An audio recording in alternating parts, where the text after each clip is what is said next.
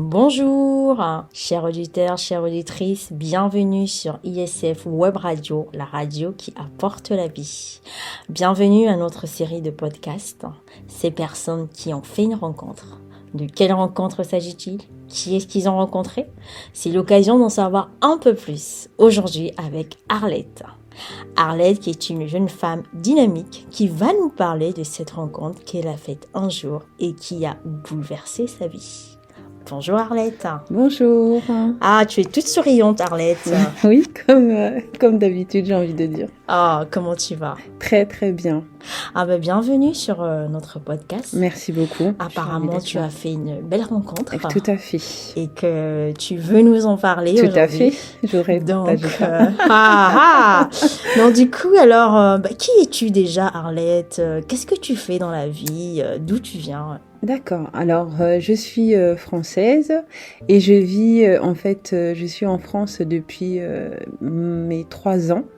Mes parents sont originaires en fait du Congo-Brazzaville et je suis une ancienne expatriée du Japon qui est rentrée en France en été 2019. Et actuellement, donc je travaille dans le recrutement. J'ai commencé à travailler dans le milieu du luxe. Ensuite, en allant au Japon, je me suis reconvertie. Je suis revenue en fait à travailler dans les ressources humaines. Et là, je travaille dans le secteur bancaire. Waouh, quel parcours, dis donc. Alors, et dans ce parcours, un jour, tu as fait une rencontre. Oui. Est-ce que tu peux nous en dire plus sur ta vie avant cette rencontre? Qu'est-ce qui s'est passé qu'aujourd'hui, Arlette, tu viens nous dire que tu as fait une rencontre? Eh bien, Arlette, lorsqu'elle est arrivée en France, donc à 3 ans, c'était encore un bébé. Elle a été j'ai été séparée de mes parents, donc je n'ai pas grandi avec mon père, je n'ai pas grandi avec ma mère. Ce sont en fait des membres de la famille de ma mère qui m'a récupérée en fait, parce que mes parents souhaitaient tout simplement que j'ai une meilleure éducation et ça se faisait beaucoup en fait à l'époque. Et donc j'ai grandi donc je suis arrivée dans une famille où il y avait une seule enfant, et ensuite ils ont eu un deuxième, troisième et un quatrième enfant. Donc nous sommes retrouvés en fait à cinq enfants dans une famille donc qui était très bien, hein. Il n'y avait pas de soucis particuliers, sauf que il fallait élever une enfant qui n'était pas à eux. Et évidemment les tensions sont arrivées au fur et à mesure. Avoir une bouche à nourrir qui ne nous appartient pas, c'est pas forcément évident. C'est quelque chose qui peut être difficile à gérer en tant que mère, par exemple, mais même en tant que couple, même dans j'allais dire les circonstances économiques de la France à l'époque, c'était pas forcément évident. Il fallait quand même toujours compter avec moi en plus. Et donc il y a eu des tensions, et en grandissant, les tensions sont allées de plus en plus en s'aggravant. Tu n'étais pas forcément la bienvenue. J'étais tout à fait, et donc il y a eu beaucoup en fait d'abus psychologiques, mental.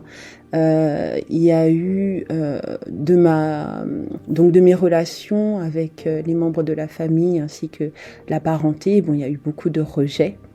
Il y a eu à gérer le rejet, il y a eu à gérer la jalousie, il y a eu à gérer les écarts, parce que j'étais toujours celle qui était pas habillée, pas coiffée, qui mangeait pas, qui allait à l'école le ventre vide, qui était toujours en fait traitée différemment des autres enfants en fait.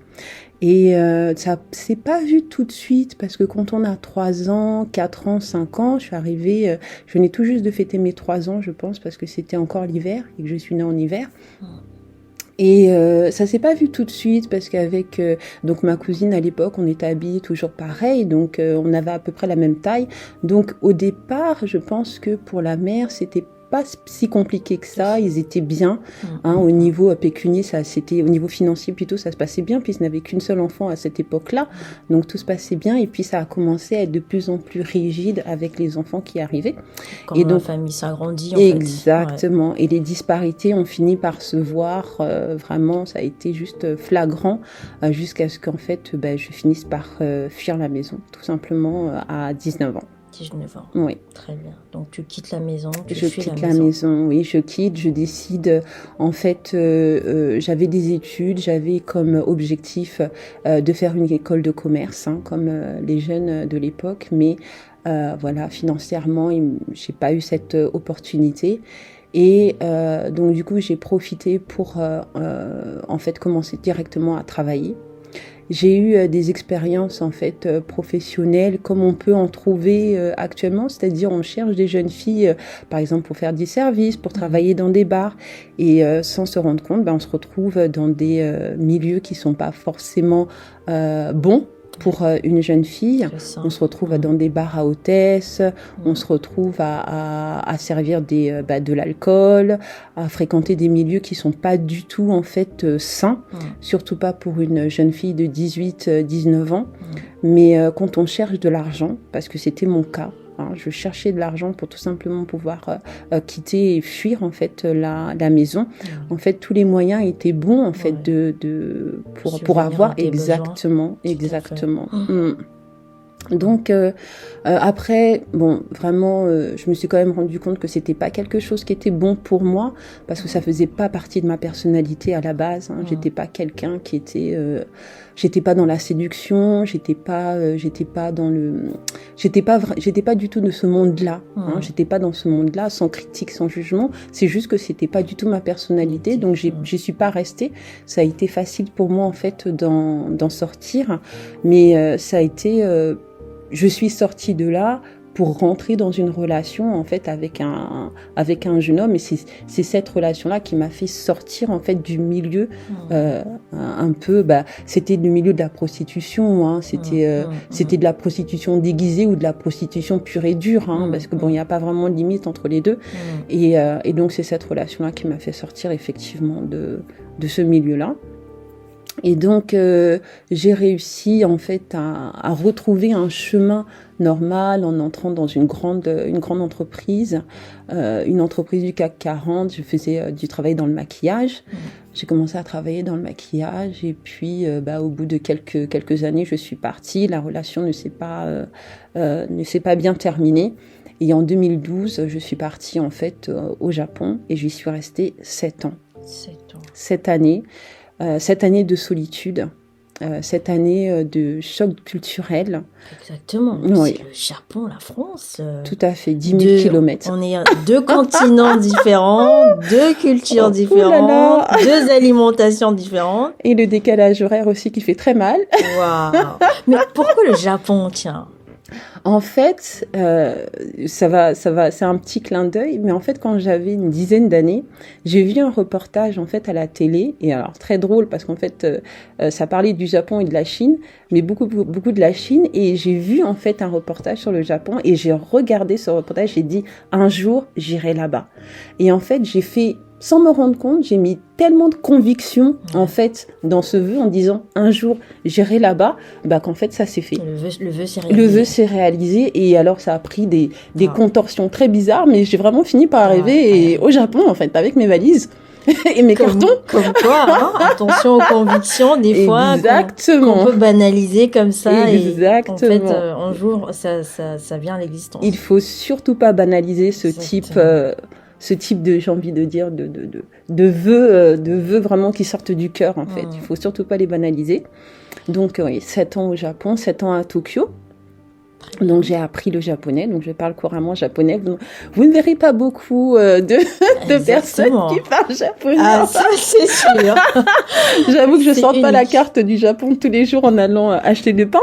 Mais donc, oui, j'ai appris le japonais. Par contre, ça a été un moment de solitude qui a été extrêmement profond, puisque, ne parlant pas le japonais au début, il a fallu m'accoutumer, le choc culturel, les relations avec les gens qui n'ont rien à voir en fait avec la France. Donc j'ai passé 7 années de solitude en fait. Waouh. Oui. De dépression, solitude. Ça a été pour avoir un petit peu d'animation, j'essayais de chercher des relations, je cherchais des hommes. J'avais très peu d'amis parce que j'ai un côté qui est assez en fait comment j'ai envie de dire ça, assez solitaire. Solitaire. Et ça attire pas beaucoup en fait les relations amicales entre femmes, parce qu'elles finissaient toujours par sentir en fait que j'étais toujours très isolée en fait. J'aime beaucoup la solitude. J'aime beaucoup la solitude. J'étais pas beaucoup dans les conversations de maquillage et tout ça. Pourtant, j'ai travaillé là-dedans, mais ça m'est pas resté en fait. Ça m'est pas resté. Et voilà. Wow. Et donc, ce qui s'est passé là-bas, c'était assez fort dans le sens où, malgré la solitude, j'ai été très touchée en fait par la pauvreté en fait qui règne à Tokyo.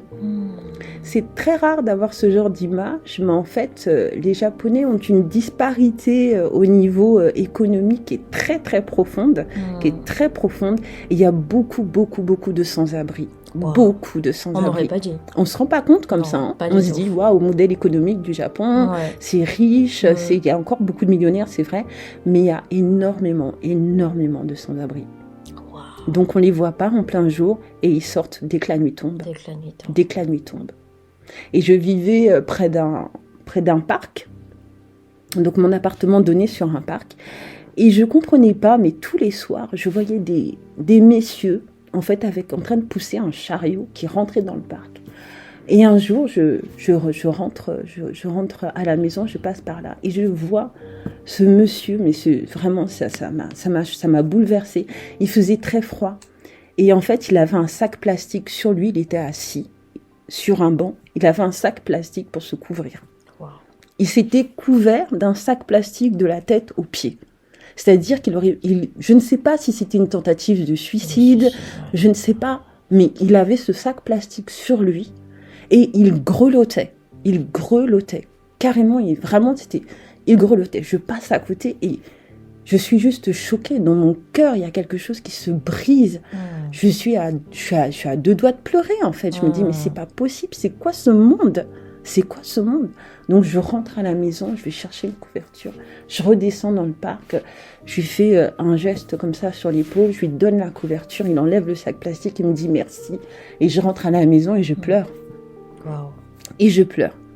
Et en fait, parallèlement à ça, donc j'ai une cousine qui m'envoyait beaucoup de messages, un petit peu à tendance sois fortifié, quand est-ce que tu reviens, ne t'en fais pas, c'est compliqué, mais tout va très bien se passer.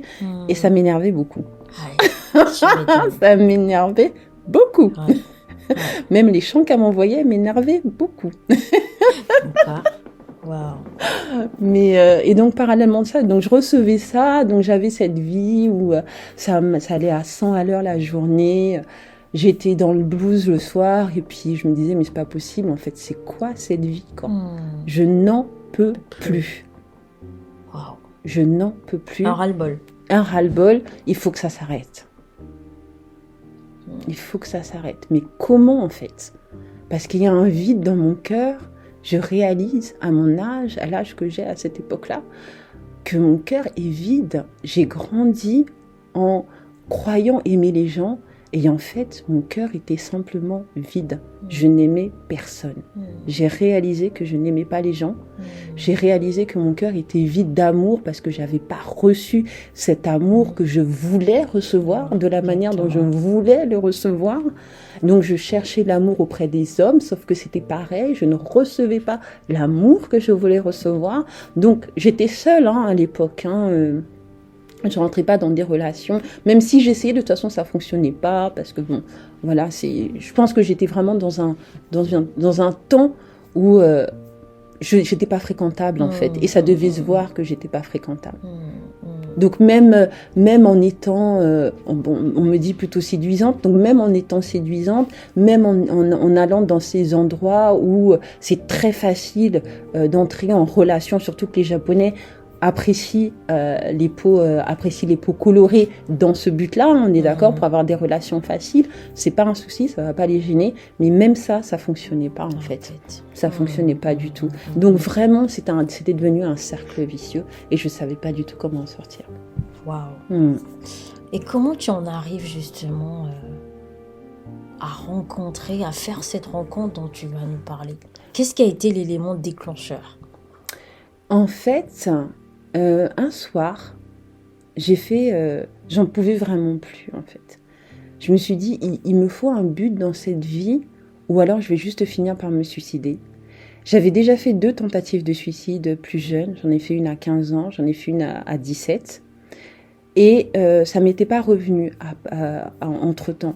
Mais là, ce soir-là, j'étais tellement déprimée, je regardais le ciel et je disais, mais j'ai besoin d'aide, quoi. Ouais. Je n'en peux plus, j'ai besoin d'aide. Cette vie, elle ne mène à rien. Je ne vais nulle part. Il n'y a personne qui m'aime. Je n'aime personne. Je mène une vie. Je me lève le matin. Il n'y a pas de but, il n'y a rien. Il n'y a pas de saveur, il n'y a rien. Je rentre, je n'en peux plus. Vraiment, je me disais, si je continue comme ça, je vais en finir avec moi-même. Et là, personne, en fait, ne va m'empêcher puisque j'étais seule, à 10 000 kilomètres de la maison. Faut savoir qu'au Japon, il y a beaucoup de personnes qui se suicident aussi très tôt le matin ou très tard le soir. Ou, voilà. En fait, les trains sont constamment... Donc, ça n'aurait même pas choqué quelqu'un, en fait. Ouais. Ça n'aurait choqué personne. Et en fait, ce qui se passe, c'est que ma cousine m'envoie un énième message. Elle me dit, regarde ça...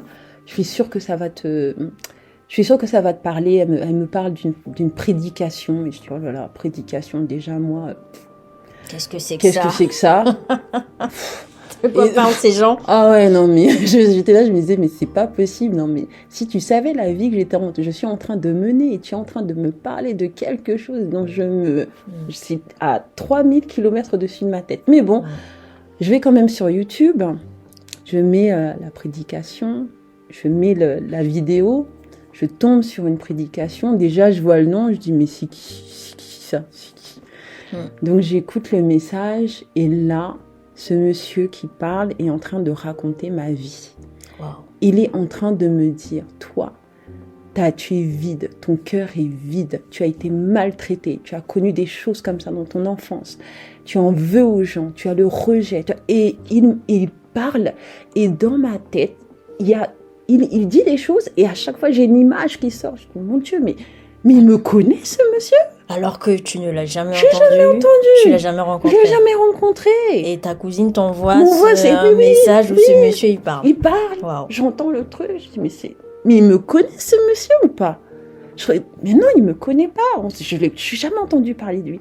Et il me raconte, il dit, voilà, tu as une vie qui est vide. Ton cœur est vide.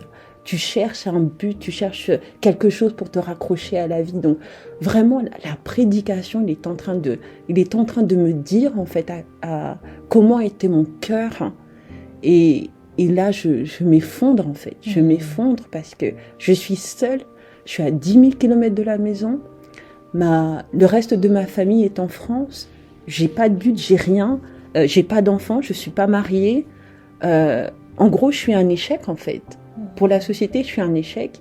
Et lui, il est en train de me dire que il y a encore une raison pour moi de vivre. Wow.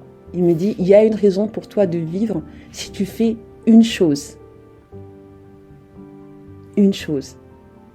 La question, c'est qu'est-ce que c'est? Donne ta vie à Jésus. Si tu donnes ta vie à Jésus, tout ça, en fait, toute cette douleur que tu as dans le cœur, toute cette peine que tu as dans l'âme, toutes ces blessures que tu as accumulées dans les années, en fait, tout ça, il va le prendre pour toi, en fait.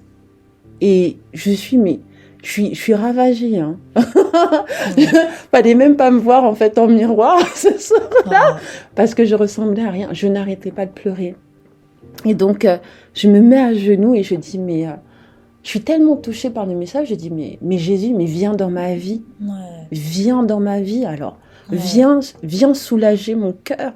Viens retirer les blessures de mon âme. Viens guérir tout ce que les hommes ont fait, en fait. Et vraiment, j'ai fait cette prière avec foi. J'ai vraiment mis tout mon cœur dedans. J'en pouvais plus, donc j'ai vraiment mis tout mon cœur dedans. Wow. Ah oui, c'était juste... Et là, j'ai une paix qui me rentre dans quelque chose que j'avais jamais éprouvé de toute ma vie. Je dis juste, Seigneur Jésus, viens dans ma vie, viens prendre mon fardeau, viens. Je fais la prière, en fait, que le monsieur me dit de faire, donc je fais la prière. Et j'attends. Et là, je sens quelque chose. Dans mon cœur, il y a tout le poids, en fait, de la douleur qui s'en va. J'avais un cœur qui était tellement chargé et lourd. Et là, je sens... C'est comme si quelqu'un avait saisi, en fait, mon cœur et avait retiré tout ce qui était de trop, en fait, tout ce qui était douleur et tout ça. Et je me retrouve toute la peine, tout le fardeau, toutes ces histoires de famille que j'arrivais pas à gérer, que je comprenais pas. Je demandais tout le temps, mais pourquoi est-ce que je suis venue au monde? Je sers à rien. Pourquoi? Et là, ça me tombe dessus, cette paix inexplicable. Mais un amour. C'est comme quelqu'un, en fait, qui vous étreint. Quelqu'un qui dégage une chaleur. Mais une chaleur et une paix, un calme. Là, je me retrouve... Il y a quelque chose qui s'est passé, en fait. Wow. Je réalise, quelque chose s'est passé. Arlette, le Jésus que tu as appelé, je crois qu'il est vivant. Je crois qu'il existe. Wow. Donc, tu as rencontré Jésus J'ai rencontré Jésus ce soir-là. Tu as rencontré ce Jésus qui t'a donné la paix. Ce Jésus que j'ai haï pendant des années. Ce Dieu que je ne comprenais pas, parce que ma famille disait, il faut prier Jésus. Je dis, c'est qui Jésus? Je l'ai... ce nom, en fait, c'était un nom qui, pour moi, n'avait aucun sens. Il était vide de sens, parce qu'on me disait de prier quelqu'un qui ne m'avait jamais donné la paix, en fait. Quelqu'un que tu connaissais pas. Il a existé il y a des 1000 ans. S'il est mort quelque part, on dit qu'il est mort sur une croix. Puis on te parle d'une croix, tu te dis, enfin, je veux dire, pourquoi aller mourir sur une croix? Je veux dire, il y a d'autres manières plus simples de mourir, pourquoi aller mourir sur une croix? Wow. Et donc, ce Jésus que j'ai insulté, que j'ai haï, sur qui j'ai mis, en fait, tous mes problèmes, en fait, d'enfance, tout ça, je disais, mais en fait, il n'y a pas de Dieu. Parce que s'il y avait un Dieu, pourquoi est-ce qu'il m'aurait fait avoir une enfance aussi pourrie? Pourquoi est-ce qu'il m'a fait quitter mes parents? Pourquoi est-ce qu'il m'a mis dans une famille où les gens me détestaient? Pourquoi est-ce que j'ai pas réussi mes études? Pourquoi est-ce que je me suis retrouvée dans des soucis financiers à plus pouvoir... Tout en fait, j'ai mis ça sur le dos de Dieu et je ne voulais même pas entendre parler de Dieu. Je refusais d'entendre parler de Dieu. Je croyais dans les histoires d'horoscope, la lune, ces trucs-là. Oui, ça, c'était tangible. Mais viens me dire qu'il y a un Dieu qui est bon, qui m'aime. Et là, je te dis très, très franchement, hein, je te donne une claque. Je te fais fermer ta bouche et je repars d'où je viens. Mais ce soir-là, quand j'ai dit... Mais en fait, il avait tellement raconté ma vie, je me dis, mais c'est pas possible, arrête. C'est qu'il y a... Et là, je dis, Jésus vient dans ma vie. Et la rencontre, elle a été juste bouleversante. J'ai été après cette nuit-là, j'étais sur un nuage. C'est-à-dire que je vivais une réalité, une double réalité. J'avais toujours la même vie. J'étais toujours au Japon. J'avais toujours le même travail. Mais quand je me levais le matin, ça n'était pas un matin blues, c'était pas un matin noir, gris. J'avais constamment le soleil dans mon cœur, constamment la paix dans mon cœur, constamment. J'avais toujours, quand je disais, je repensais à cette nuit-là, tout le temps, il y avait cette chaleur, cet amour, en fait, qui se dégageait, comme si c'était à l'intérieur de moi, en fait, et je comprenais pas, mais comment ça peut se dégager comme ça à l'intérieur de moi, mais j'ai vécu dans la paix. J'avais toujours les mêmes soucis, hein. Mais j'avais une paix que je ne comprenais pas, en fait. Une paix, un amour. Les gens me disaient des trucs et puis j'étais là à les regarder avec le grand sourire. Genre. Ah non, mais moi j'ai rencontré Jésus, donc en fait, tu peux me dire ce que tu veux, il n'y a rien au-dessus du fait que j'ai rencontré Jésus. C'est beau tout ça. Est-ce que tu dis, Arlette, en fait, montre réellement sur pourquoi ce Jésus est venu? Parce qu'il dit, je suis venu afin que ma brebis ait la vie et qu'elle est en abondance. Et quelque part aussi, hein, dans la Bible, l'évangile de Jean, où c'est un livre qui parle justement de ce passage de Jésus sur la terre, comment il a vécu, qu'est-ce qu'il a fait, qu'est-ce qu'il a dit. Et il dit... Et à un moment donné, il dit, venez à moi, vous qui êtes chargés et fatigués. Tout à fait. Je vous donnerai du repos. Tout à fait. Et je vois au travers de ton histoire, Arlette, qu'en fait, que ces paroles résonnent encore aujourd'hui. Ces paroles, elles sont encore vraies, elles sont encore disponibles pour qui veut l'accepter, en fait. Tout à fait. Waouh. Tout à fait. Donc, vraiment, c'est cette parole-là que j'ai vécue, en fait. Ouais. Il a pris le fardeau qu'il y avait dans mon cœur, c'est la haine que j'avais, la colère que j'avais, le ressentiment, toutes ces choses qui finissent par peser lourd, en fait, dans nos cœurs. On vit avec, mais en fait, on n'a pas envie de vivre avec. Est-ce qu'on a envie de détester les gens? Non. Est-ce qu'on a envie d'en vouloir? Est-ce qu'on a envie de régler nos histoires de famille? Tout ça, oui, c'est vrai, mais en fait, quelque part, on n'a pas forcément besoin non plus. Exactement. Quelque part, on soupire après autre chose. Exactement. Après une certaine harmonie, exactement. Une certaine paix. Exactement. On a envie d'avoir des relations faciles, j'ai envie de dire saines, évidemment, avec les gens, avec les membres de nos familles. On a envie de vivre, même au travail, parce que cette haine qu'on a à l'intérieur, elle ressort au niveau des autorités. Il y a toujours des tensions. Il y a toutes ces choses-là, en fait. Ça avait fini par impacter en fait tous les domaines de ma vie. Alors que la paix que j'ai reçue, c'est-à-dire recevoir Jésus dans mon cœur, ça a amené la paix dans tous les domaines de ma vie. À commencer dans mon cœur. Et donc du coup, j'ai fini par transmettre aussi du coup cette paix que j'avais à l'intérieur. En fait, l'intérieur finit par rejaillir dehors. Exactement. Exactement. Quelle rencontre! Oui, ça a été bouleversant. Et à aujourd'hui alors, on est en 2022, qu'est-ce que toi Arlette, tu as comme message justement à dire à ces personnes qui sont passées par ces difficultés, qui n'ont peut-être pas eu d'enfance? Tu parlais d'enfance pourrie, peut-être que quelqu'un qui n'a jamais connu son père, sa mère, ou qui passe par des difficultés comme ça, où il a du mal à avoir des relations saines, comme tu disais. Qu'est-ce que tu as à leur dire, Arlette? Eh bien, premièrement, j'ai envie de dire qu'il y a un espoir. Il y a de l'espoir. Parce que on a toujours l'impression qu'on est la seule personne, en fait, à avoir vécu ce qu'on est en train de vivre. Alors que c'est pas le cas. C'est-à-dire que quand on me voit dans la rue, on ne se doute pas que j'ai vécu le manque de l'enfance, que j'ai été molestée sexuellement, que j'ai été dans des milieux qui étaient pas sains, que j'ai été dans des problèmes financiers. Tout ça, en fait, ça ne se voit pas. Mais peu importe, en fait, le degré, j'ai envie de dire, j'ai envie de dire de désespoir, j'ai envie de quelque part, parce que c'était vrai, de douleur, voilà, de peine qu'on a dans le cœur, en fait. L'espoir, il existe, et l'espoir, il est vivant. Il est réellement là. Et la seule chose, en fait, que je réalise, c'est qu'il attendait, en fait, que je lui ouvre les portes de mon cœur pour venir, en fait, m'apporter cette paix. Il n'attendait que ça, parce qu'à plusieurs reprises dans ma vie, on m'avait parlé de Jésus, mais j'avais rejeté, en fait. J'avais rejeté. Sauf que j'étais arrivée à un point où je me disais, mais en fait, j'ai pas d'autre solution, donc autant essayer cette solution, entre guillemets. J'étais tellement... Donc, l'espoir, déjà, c'est déjà de savoir qu'il y a un espoir. Et cet espoir-là, effectivement, c'est Jésus. Donner sa vie au Seigneur Jésus, c'est vraiment, en fait, rentrer dans une phase de paix. Une phase, en fait, de paix déjà avec soi-même. C'est-à-dire se réconcilier avec sa propre histoire, se réconcilier avec son passé.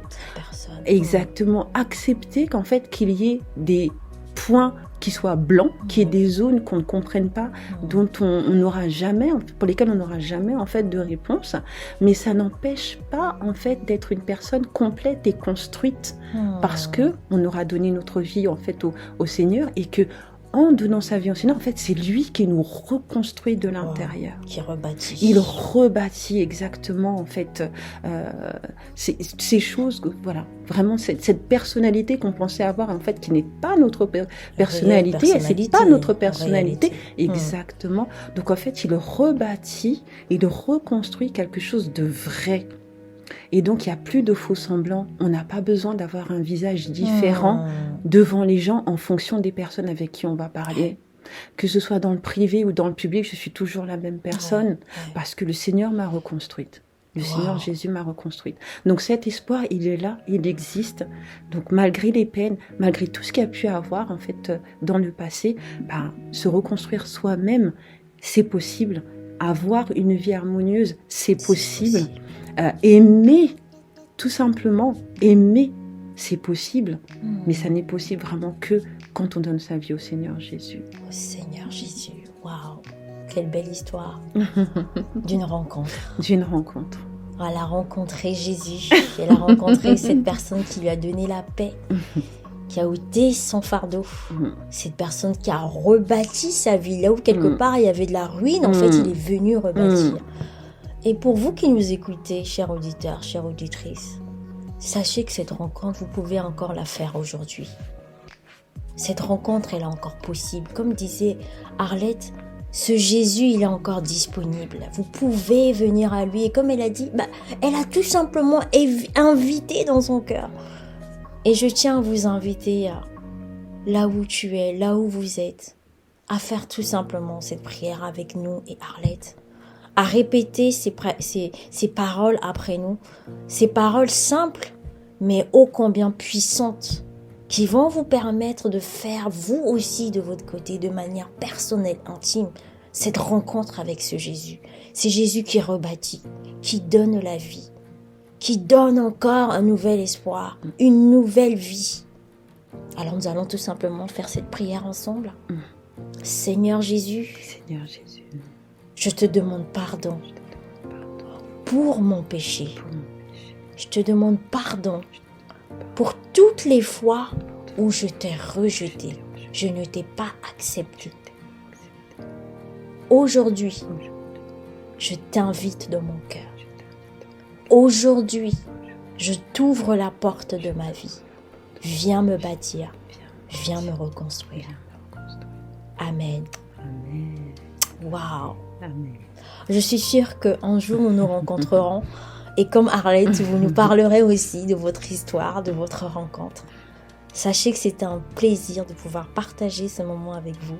C'était un plaisir de t'écouter, Arlette. C'était un plaisir de partager, vraiment. Waouh. Chers auditeurs, nous vous souhaitons encore une bonne écoute, une bonne réécoute. Restez avec nous sur ISF Web Radio, la radio qui apporte la vie.